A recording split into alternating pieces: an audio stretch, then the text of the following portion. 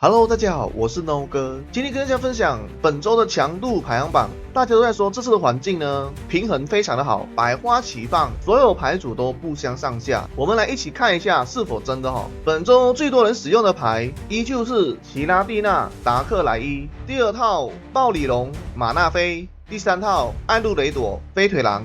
本周700多人的比赛，冠军是奇拉蒂娜、达克莱伊。亚军是新崛起的自爆磁怪魔幻假面喵，这套牌组是来打反主流的哈，非常有趣。季军一样是奇拉蒂娜、达克莱伊。本周的强势排行榜胜率非常高，非常的强势，但是游玩次数的比较少的。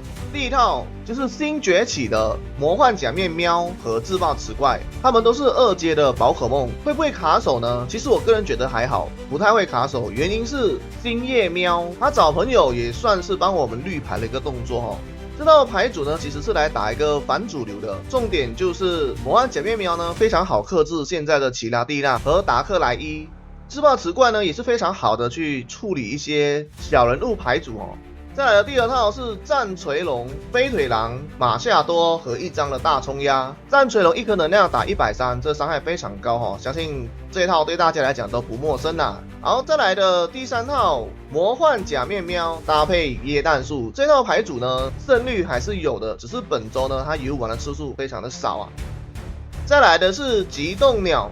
这个纯的极冻鸟近期也是越来越少人玩了，但是胜率还可以哦。这里呢是带了一张的红牌啦，因为现在新崛起的魔幻假面喵和自爆磁怪呢有点太强了，所以很多人都会带火星或者是红牌去洗掉对方的棋手，因为毕竟他们是2套2阶进化嘛，所以是有机会会卡手的。再来的是双神阿尔宙斯、蒂亚卢卡、梦幻，还有一张的谢米，那这套也是我们的老朋友了，使用的玩家也是逐渐的减少哈。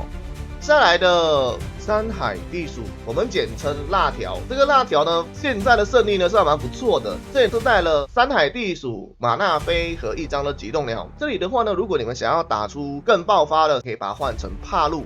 当然，你们想要换成起源帕路都 OK 的。那起源帕路跟极冻鸟呢，他们都是小人物牌组嘛，对方昏厥他也是只拿到1分哦。所以如果你们的前面马纳菲跟极冻鸟或是起源帕路呢都被对方收走了，你后面再来用山海地鼠去打也是 OK 的。但是这样子做呢，你们的节奏就会比较慢一些哈。我个人呢是比较倾向于带帕路的，我觉得帕路比较强势啊。这个也是为了要防止自爆喵，所以呢也是带了一张的红牌啊。当然你们想要带火星也是可以的，或者说你们要再多带第2张的小侠也是 OK 的哈。接下来本周强度排行榜没有 T0 牌组哦。我们直接来看一下 T1 的牌组。T1 牌组第一套奇拉蒂娜、达克莱伊，这算是我们目前的主流牌组了。这也是带了2张的斗篷和2张的头盔啦。那比较关键的其实是这2瓶伤药，还有1张的姐姐哦。如果你遇到同牌组的，对方会用达克莱伊的被动来消耗你嘛，这时候我们的伤药就是等于可以抵消掉达克的1个回合的被动哦，所以这还蛮不错的一个选择。接下来的第2套呢是非常强势的暴里龙、马纳菲和1张的起源帕路。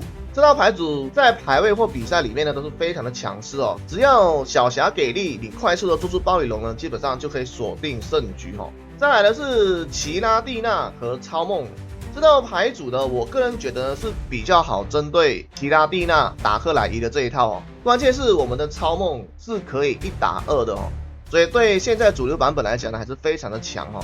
再来的是自爆磁怪盔甲鸟和1张的起源蒂亚卢卡。盔甲鸟前期有道具，可以1颗能量打50的伤害呢，非常的高哦。这里的小磁怪呢是带钢系的，毕竟我们这套是带钢能量嘛，所以呢带钢系呢1颗能量可以打20，还是蛮不错的哦。3合1去呢，自爆磁怪来帮他收尾。我们的这一套的爆发呢，其实要靠自爆磁怪来去打哦。当然，我们也可以用手填的方式呢，让我们的起源蒂亚卢卡来帮我们作战的。这算是一套小人牌组，爆发伤害还是非常的高的哈。再来的是甲贺忍蛙、达克莱伊、四面龙和1张的奇拉蒂娜。这套牌组呢，经过实测呢，卡手的只会卡甲贺忍蛙啦。我个人觉得是还好的，因为毕竟呢，达克、四面龙和奇拉蒂娜这3只的组合呢，非常的强啦。它根本就是我们主流版本的奇拉蒂娜跟达克莱伊的一个配置啊，只是说它有多一个机会呢，可以去凑齐这个甲贺忍蛙哈。那只要假忍蛙出来了，奇拉蒂娜打130，达克被动20，甲贺忍蛙再加20就是170。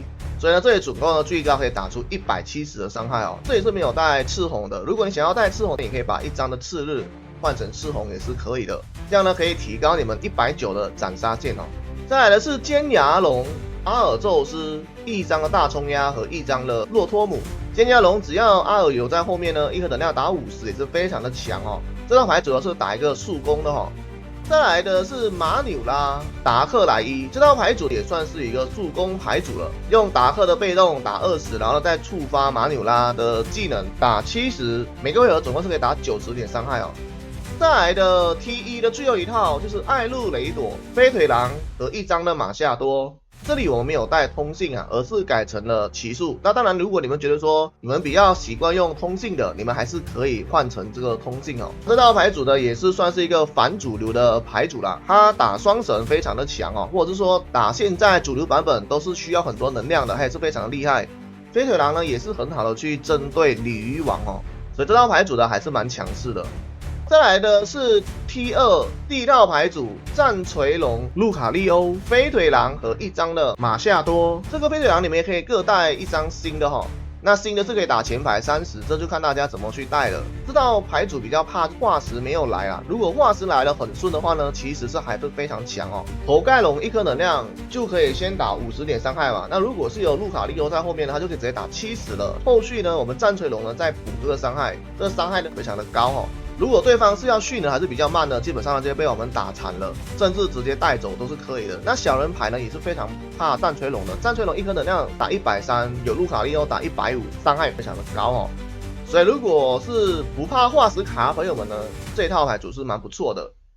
再来的是魔幻假面喵和一组的大针锋啦，这套牌组也是克制目前的主流牌组哦。如果你们魔幻假面喵不想要搭配自爆磁怪，或者是说你们觉得搭配椰蛋树会有点怪怪的，你们是可以搭配这个大针锋的哦。毕竟大针锋在某些场合还是非常的强势的。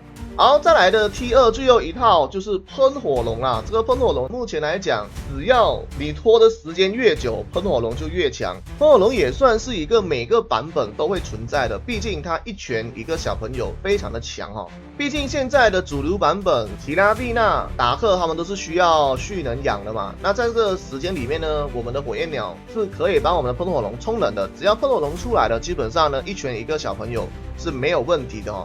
这里的火星也是非常的重要，因为毕竟反主流的魔幻假面喵和自爆磁怪越来越多了嘛，所以火星跟红牌都是非常好使用的哦。好，那本周呢依旧是没有 T3 牌组的。本周的强度排行榜，大家觉得如何呢？是不是真的这个版本的牌组都是比较百花齐放，平衡性比较不错呢？欢迎大家下方留言告诉我。那我们下一期再见咯，大家拜拜。快看，6个影片，快看，6个直播。